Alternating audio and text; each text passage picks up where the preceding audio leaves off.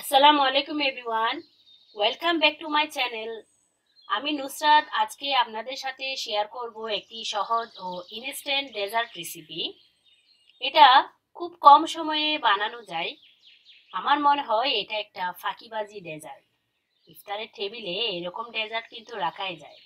কি বলেন ভিউয়ার্স? ছোট বড় সবাই কিন্তু এটা খুবই পছন্দ করবে। এছাড়াও বাসায় অতিথি আপ্যায়নও কিন্তু এই ডেজার্টটা আমরা রাখতে পারি। এটা মুখে দিলে একদম মিলিয়ে যাবে এমনই একটা ডেজার্ট রেসিপি আজকে আমি আপনাদের সাথে শেয়ার করব। যা হোক, কথা না বাড়িয়ে চলুন মূল রেসিপিতে যাওয়া যাক। আমি এখানে প্রায় 1 কাপের মতো ডার্ক চকলেট নিয়েছি। এবার আমি এতে 3 টেবিল চামচ হুইপিং ক্রিম দিয়ে চকলেট আর হুইপিং ক্রিম আমি একটু মাইক্রোওয়েভে গরম করে নিব। আমি প্রায় 20 থেকে 25 সেকেন্ডের মতো এটা গরম করে নিয়েছি। দেখুন ভিউয়ার্স, গরম করার পর চকলেটটা কিন্তু মেল্ট হয়ে গিয়েছে। এবার আমি একটি স্প্যাচুলার মাধ্যমে এটাকে ভালোভাবে মিশিয়ে তৈরি করে নিব। চকলেটটা ভালোভাবে মেশানো হয়ে গেলে আমি এক পাশে রেখে দিব যাতে এটা ঠান্ডা হয়ে যায়।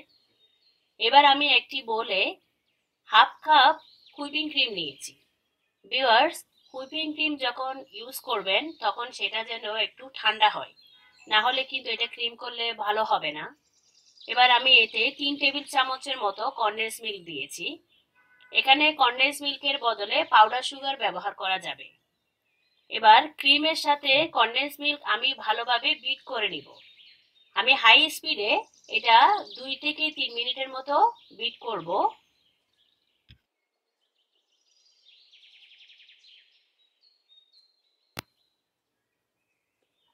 বিট করতে করতে এক পর্যায়ে বিটার অফ করে স্প্যাচুলা দিয়ে চারপাশ থেকে বোলের চারপাশে লেগে থাকা ক্রিমগুলো নিয়ে এসে আবার বিট করতে হবে, না হলে শুধু মাঝখানে ক্রিমি হবে আর চারপাশে মেল্ট হয়ে থাকবে।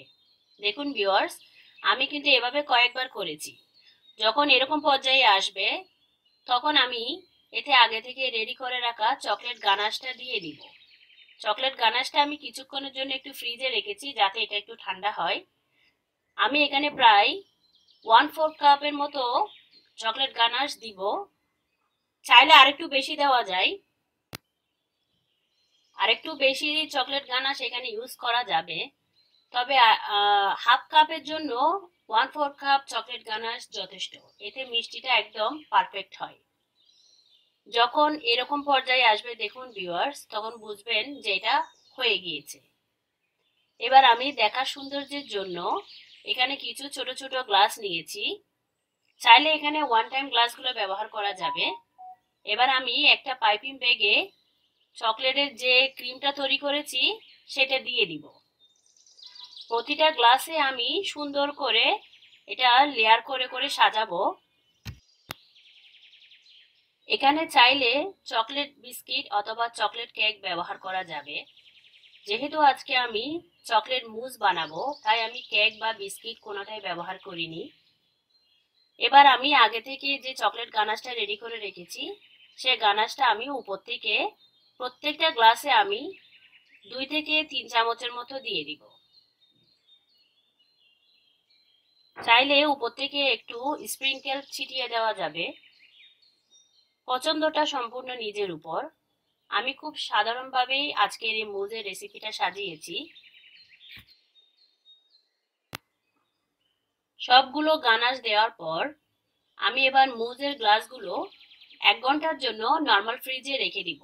এতে করে সুন্দরভাবে এটা সেট হয়ে যাবে। 1 ঘন্টা পর আমি আপনাদের সামনে এটা পরিবেশন করে দেখাবো। দেখুন ভিউয়ার্স, আমি ঘন্টাখানেক পর এটা ফ্রিজ থেকে বের করেছি। দেখতে কতটা ইয়ামি লাগছে। এটা মুখে দিলে একদম মিলিয়ে যাবে, এমন স্মুথ এবং সিল্কি।